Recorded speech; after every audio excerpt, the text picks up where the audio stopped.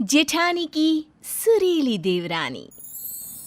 ओ कान्हा अब तो मुरली की मधुर सुना दो तान।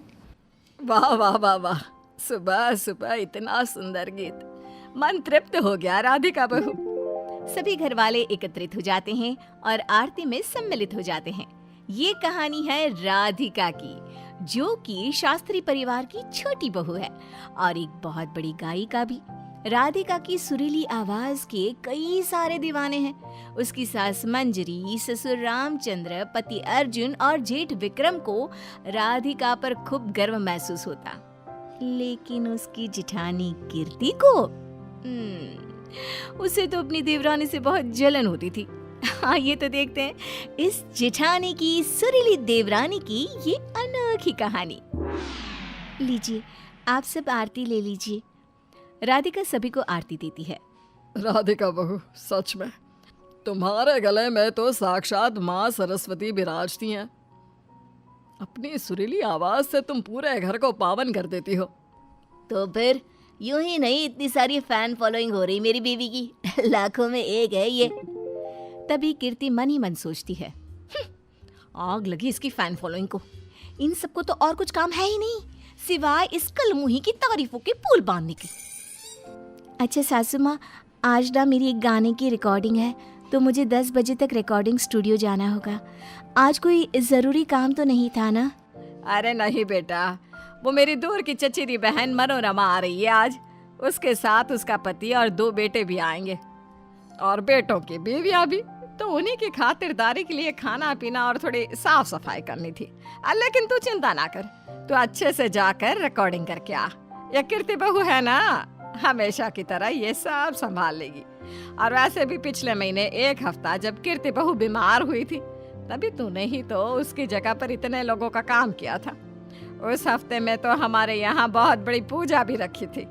100 से भी ज्यादा मेहमान आए थे उस दिन। ठीक है सासू माँ, मैं आती हूँ फिर। बाय ससुर जी, बाय अर्जुन जी, बाय जेठ जी, जेठानी जी।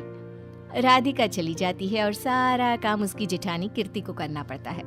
राधिका वहाँ रिकॉर्डिंग स्टूडियो में गाना गाती है और यहाँ घर पर कीर्ति मेहमानों के लिए खाना बना रही होती है। गायिका है तो क्या हुआ, इस घर की बड़ी बहू होकर भी मेरी कोई इज्जत नहीं है। छोटी बहू इतनी बड़ी हस्ती जो ठहरी, और एक नौकरानी भी नहीं रख लेते। क्यों रखेंगे? ऑलरेडी मैं जो हूँ नौकरानी के रूप में। महारानी जाती है रोज गाना गाने और उसके हिस्से का भी पूरा काम मुझे ही करना पड़ता है। एक बार कीर्ति सभी के लिए खास शाही टुकड़ा बनाती है और सबको चखने के लिए परोसती है। अरे वाह कीर्ति बहू, मैं तो कब से बेताब हूँ इसे खाने के लिए। जी सासू माँ, जानती हूँ मीठे की कितनी शौकीन है आप, लेकिन बहुत कम खाइएगा। डॉक्टर ने कहा है ना, याद है कि भूल गई आप? अरे हाँ हाँ, याद है। तभी वहाँ पर राधिका मिठाई का बॉक्स लेकर आती है और सबको खिलाते हुए बेहद खुशी से कहती है, मुझे एक फिल्म के लिए गाना गाने का मौका मिल गया। मैं बहुत बहुत बहुत खुश हूँ। हाय मेरी बहू, आखिर तूने कर ही दिखाया।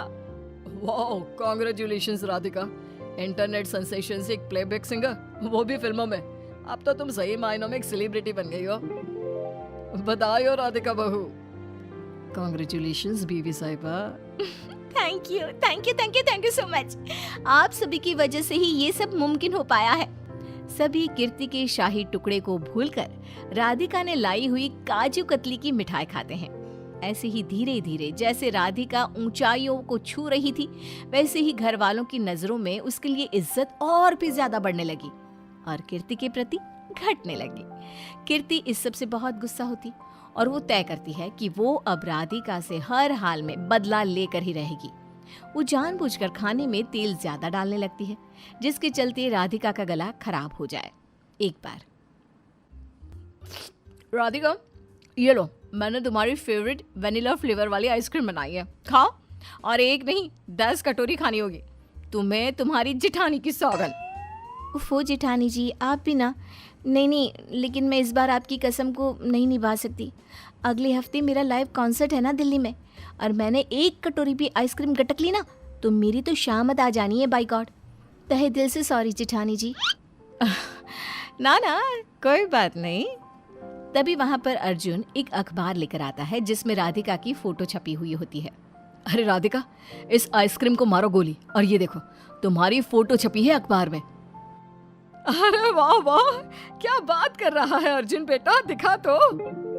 यूं इस तरह पूरा घर फिर से राधिका की ओर खींचा चला जाता है और उसी की सराहना करता है। यहाँ तक कि कीर्ति का पति विक्रम भी। कीर्ति का गुस्सा अब 7वें आसमान पर पहुंच चुका था। अब तो ऐसा बड़ा जाल बुनूंगी कि ये सुरों की देवी अपने जीवन की सबसे बड़ी ताकत अपनी आवाज को ही खो बैठेगी। बस बहुत हुआ। कीर्ति चुपके से राधिका के पानी के जग में एक ऐसी दवाई मिला देती है जिससे उसकी आवाज हमेशा हमेशा के लिए खो जाएगी। राधिका उसी जग को अपने कमरे में ले जाती है और रात में उसमें से पानी पीकर सो जाती है। और सुबह उठने पर वो किसी से कुछ भी नहीं बोल पाती, उसकी आवाज ही नहीं निकलती। सभी ये देखकर काफी हद से ज्यादा घबरा जाते हैं। हाय राम, ये क्या हो गया, मेरी बहू की आवाज चली गई क्या? राधिका बहू, तुमने ऐसा क्या खाया था या ऐसा कुछ पिया था क्या जिससे ये हुआ? कुछ भी नहीं पापा, कल रात को सोने से पहले तक तो राधिका ने मेरे साथ बात की थी, लेकिन सुबह उठते ही अचानक से इसकी आवाज चली गई। हमें डॉक्टर को दिखाना होगा। मैं राधिका को सवेरे ही डॉक्टर के पास दिखाने ले गया था। उन्होंने कहा कि राधिका की आवाज अब कभी नहीं लौट पाएगी। सो सैड, ये तो बहुत ही बुरा हुआ। राधिका, अब तो तुम्हारे सिंगिंग करियर पर हमेशा हमेशा के लिए ताला लग गया ना। अरे नहीं, मेरे सारे अरमान, सारे सपने चकनाचूर हो गए। राधिका की आंखों में भी आंसू आ जाते हैं। वहीं कीर्ति के मन में लड्डू फूटने लगते हैं और वो अंदर ही अंदर बहुत खुश हो जाती है। अब जाके मेरे कलेजी को ठंडक मिली है और अब हमेशा के लिए इसकी सुरीली आवाज को छुट्टी मिली है।